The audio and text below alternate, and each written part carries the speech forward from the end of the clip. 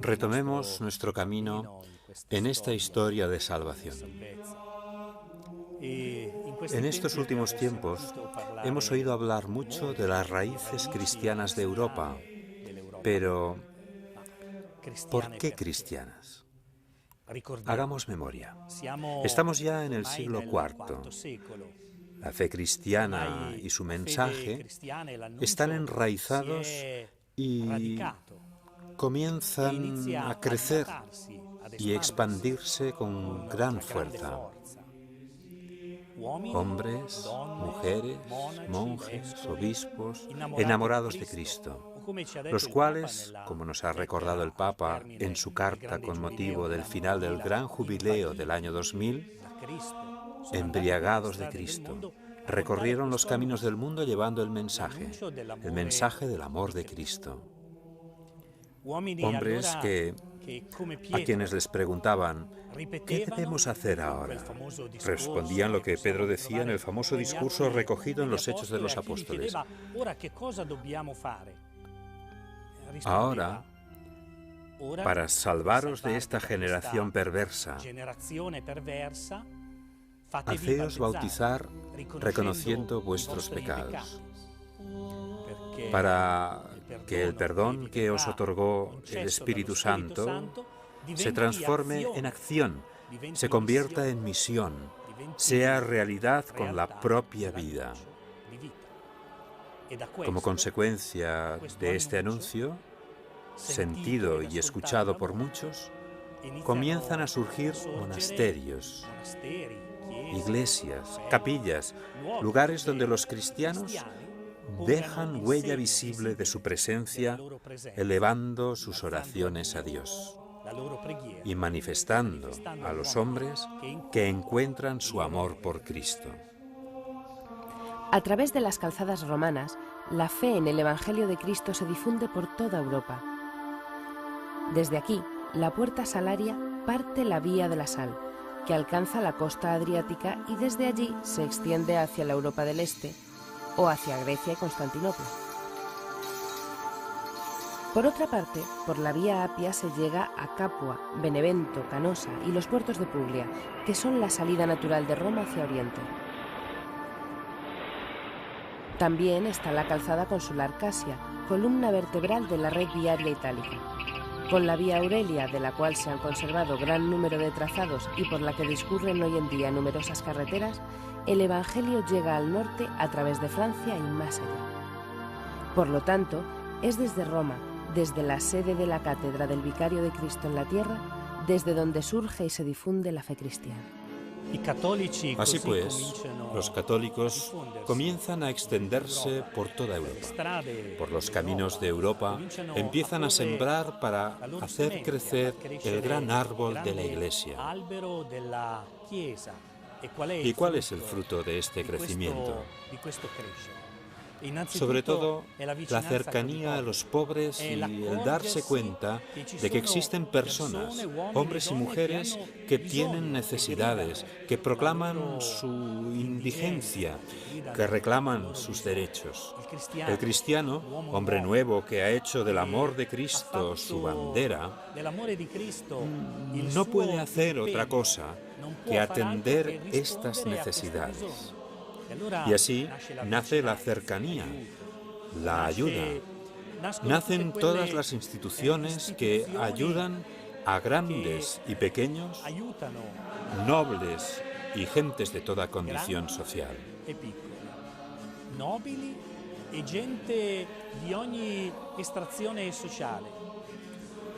Todos se alimentan en una única mesa. Se sientan a la gran mesa de la Eucaristía y del pan eucarístico reciben constantemente nueva vida para la humanidad.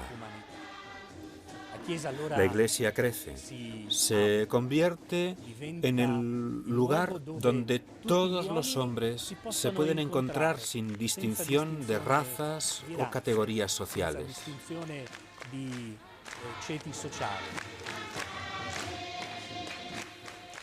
Por las vías romanas, el anuncio del Evangelio llega a todos. Pero ciertamente aún no han terminado los peligros. Ya hemos visto que la doctrina, la auténtica doctrina, es atacada. Hemos visto cómo algunos personajes tratan de romper la unidad de la Iglesia,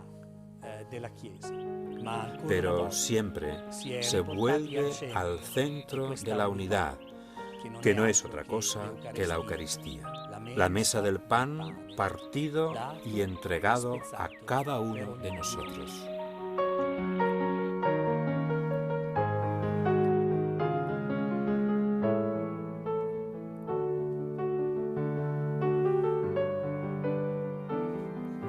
Estamos en Milán, precisamente ante la iglesia dedicada a San Ambrosio, santo patrón de la ciudad. En el año 374, Ambrosio es elegido obispo de Milán, defensor de la doctrina católica.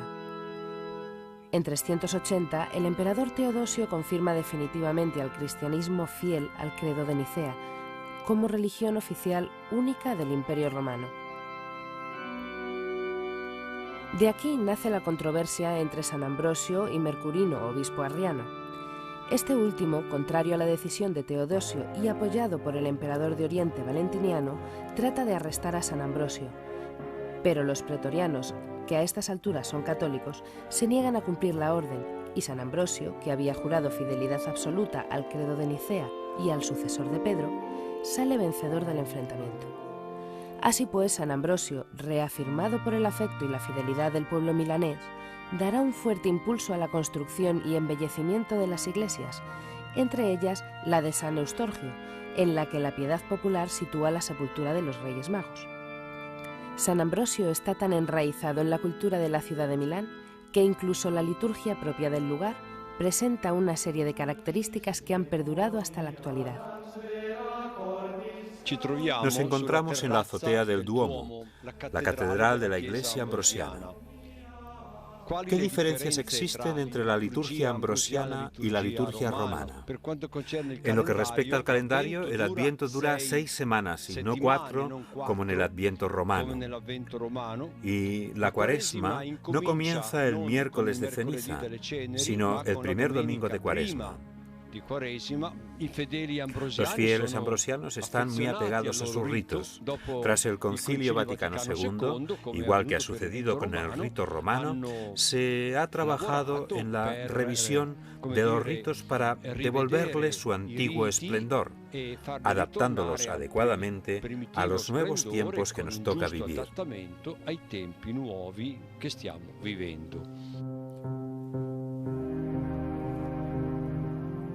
Mientras tanto, en Roma, Dámaso I, del cual nos queda en la ciudad una iglesia dedicada a él en el Palacio de la Cancillería, tiene que enfrentarse a la ambición de Constantinopla. Dámaso I reacciona y confirma que los poderes conferidos por Cristo pertenecen al sucesor de Pedro, cuyo primado está indiscutiblemente ligado a la ciudad de Roma. Durante el Sínodo romano del año 382, Dámaso I declara que la Iglesia de Roma debe su primado a los poderes conferidos por Cristo al apóstol Pedro, no a un concilio. Dámaso I tiene también el mérito de haber pedido a San Jerónimo, amigo suyo, la preparación de la traducción al latín de los textos del Evangelio. Textos que hasta el día de hoy siguen siendo leídos en las iglesias de todo el mundo. Y San Dámaso también será consciente de que la Iglesia está fundada sobre la sangre de los mártires. Por ello, da un gran impulso a la restauración de las catacumbas, lugares sagrados donde todavía reposan los restos de miles de mártires que nunca negaron su fe cristiana, fueron torturados y asesinados. San Dámaso hizo erigir una lápida conmemorativa esculpida en la iglesia de San Calixto que recuerda a los miles de fieles que peregrinan desde todo el mundo que, por amor a Cristo, se puede ofrecer la propia sangre. También tiene Dámaso el mérito de definir como apostólica la sede del obispo de Roma. De manera que su sucesor, Silicio, que subió al solio pontificio en el año 384, fue el primero en tomar el título de Papa, que significa Padre.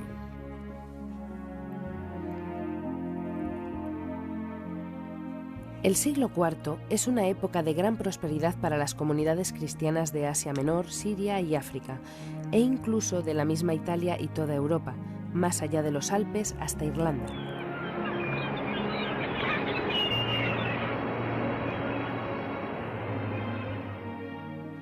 Los mártires cristianos suelen identificarse con el Coliseo de Roma, pero la verdad es que durante más de 3 siglos fueron torturados y asesinados a miles en todo el territorio del Imperio Romano. Nos encontramos en Lyon, donde los mártires fueron innumerables. Por ejemplo, el obispo Potino, Becio, Atalo, Epagato, Biblides, Pontico y tantos otros como la joven Blandina.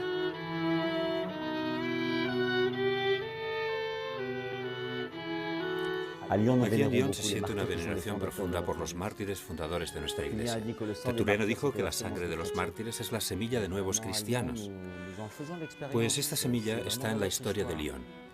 Esta semilla fue plantada en el anfiteatro romano de las Tres Galias, en la confluencia entre el Gaona y el Ródano. Aquí hizo una visita el Santo Padre en 1986, cuando vino a Lyon. Y todos apreciaron, incluso los armenios, ortodoxos y protestantes, que el Santo Padre iniciase su viaje en aquel lugar donde los primeros hermanos derramaron su sangre por nosotros. Pero, ¿quiénes fueron aquellos primeros mártires?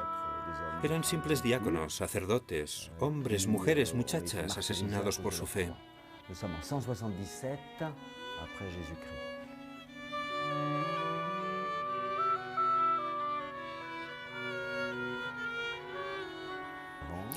En el año 177 después de Cristo llegaron a Lyon los primeros cristianos procedentes de Turquía, de Anatolia. Vienen de Oriente, de las grandes ciudades citadas en el Apocalipsis, Esmirna, Éfeso. Estos primeros cristianos se lanzan por el mundo fieles a las enseñanzas del Señor para llevar su testimonio hasta los confines del mundo. Esto es lo que dice Jesús poco antes de su ascensión al cielo, al principio de los Hechos de los Apóstoles: ser mensajeros. Y esto lo podemos leer en los relatos de estos primeros mártires. Mi nombre, mi coraje, la totalidad de mi vida es proclamar que soy cristiano. Por ello, Lyon es la primera ciudad de la Galia, es la primera iglesia cristiana de Francia. Y también es un gran símbolo para la Europa que estamos construyendo. Fundaron el inicio de la historia de la iglesia, la audacia, el fervor, el coraje del testimonio cristiano, que son la fuerza interior y profunda de la vida de toda nuestra iglesia. Las raíces cristianas de Europa toman forma y se consolidan en el transcurso de aquellos primeros siglos, gracias, entre otras cosas, al nacimiento de lugares como la isla de Lerins, frente a Cannes, fundada por el monje Honorato.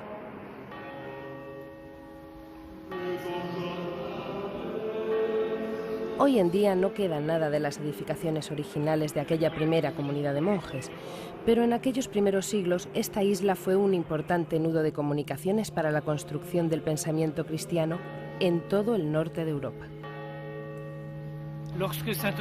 Cuando San Honorato llegó a esta isla, esta aún estaba dentro del Imperio Romano, en una zona de frontera, expuesta a todo tipo de agresiones.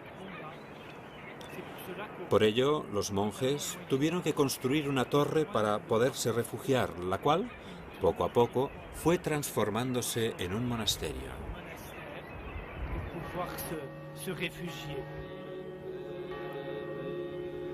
La tradición nos ha transmitido que por aquí pasó San Patricio en su camino de Irlanda a Roma. Hay que recordar un detalle que resulta fundamental y es preciso tener presente para poder encuadrar el momento histórico-social en que toma forma el cristianismo, o más precisamente cómo se va desarrollando cada vez más. Es un momento dramático para el Imperio Romano, que en este momento está descomponiéndose al norte del Rin, pero sobre todo en la zona noroccidental de Europa. En este área, la presión de las poblaciones que vivían en estas zonas es cada vez mayor. las tropas imperiales, las famosas legiones del Imperio Romano, no logran contener a estos pueblos que pretenden entrar en el corazón de Europa. Y el cristianismo debe afrontar también esta situación incierta. San Patricio, por ejemplo, es un monje que a la mayoría resulta desconocido, pero que en la gran metrópoli de Nueva York tiene dedicada una de las más grandes catedrales. San Patricio, desde una pequeña isla de la actual Gran Bretaña, parte para su misión. Allí comienza el desarrollo del mensaje cristiano. Son pequeñas señales. Erin, la isla de Irlanda, aquí se difunde, crece y enraiza cada vez más el mensaje cristiano que entra en los corazones y la vida de muchos y, sobre todo, recibe la vida de Cristo. Estamos en la actual Gran Bretaña. En esta época, la presión de anglos, sajones y jutos es fuerte y constante. Tras el año 420, los desembarcos de hordas bárbaras en estas regiones obligan a que las poblaciones indígenas de britos se refugien en las zonas montañosas. Incluso se ven obligados a huir hacia el continente, hacia la región que aún hoy conocemos como Bretaña. Así, mientras los britos son empujados hacia el sur y el norte, los irlandeses desembarcan en las costas occidentales de Gran Bretaña para efectuar sus incursiones. En el año 390 secuestran y llevan a Irlanda a Patricio, un muchacho cristiano, hijo de una familia de origen romano. En las inmensas praderas irlandesas, San Patricio es obligado, como esclavo, a trabajar como pastor. Y en tierras celtas aprende a conocer el carácter de aquellas antiguas poblaciones de pastores guerreros. Patricio logra huir embarcando como siervo en un barco mercante que va de Irlanda a la desembocadura del Sena, cruzando el Mar del Norte. Siguiendo el curso de los ríos, llega hasta el Ródano para alcanzar la costa mediterránea. Y desde allí, tras un largo periplo, se detiene en el centro de la actual Francia, en Auxerre. Aquí, es ordenado diácono e intenta partir de inmediato hacia Irlanda para evangelizar. Sin embargo, deberá esperar aún 10 años y en su viaje de regreso a Irlanda irá acompañado por 6 monjes. Actúa sin ningún miedo, sin temer las amenazas de los jefes de los clanes celtas. Patricio, junto a sus monjes, constantes en la oración y la recta vida del monacato, van de un lado a otro por todo el país, anunciando el Evangelio, creando nuevas comunidades y construyendo rústicas capillas e iglesias en las cuales se reúnen y congregan las nuevas comunidades católicas. Por toda Irlanda, las cruces celtas son una señal concreta del trabajo de evangelización de Patricio. También la fidelidad al Papa fue un punto fundamental en la misión de Patricio. Y por esta fidelidad es por lo que Patricio se pone en camino hacia Roma. Se arrodilla ante el Papa León Magno, que escucha con alegría las nuevas sobre la Iglesia de Irlanda, hija fiel del papado. Desde Roma, Patricio vuelve a su Irlanda y, cuando muere, comienza a ser venerado por su pueblo como apóstol y padre de la Irlanda cristiana. Es así como Patricio deja una Irlanda cristianizada. Y aún en la actualidad, siglos más tarde, sigue presente en el corazón de todos los irlandeses donde quiera que estén. Como aquí en Nueva York, donde le han dedicado una catedral famosa en el mundo entero. El imperio no está en condiciones de aguantar mucho más tiempo, ni en Oriente ni en Occidente. No existe una estructura capaz de sostener la estructura propia de la Iglesia. Así que el obispo se convierte en punto de referencia de su territorio. una autoridad a la que acudir para poder resistir los ataques que deberán afrontar en los siglos venideros la Iglesia, la sociedad y la misma Europa. La Chiesa, la società stessa, l'Europa dovrà affrontare.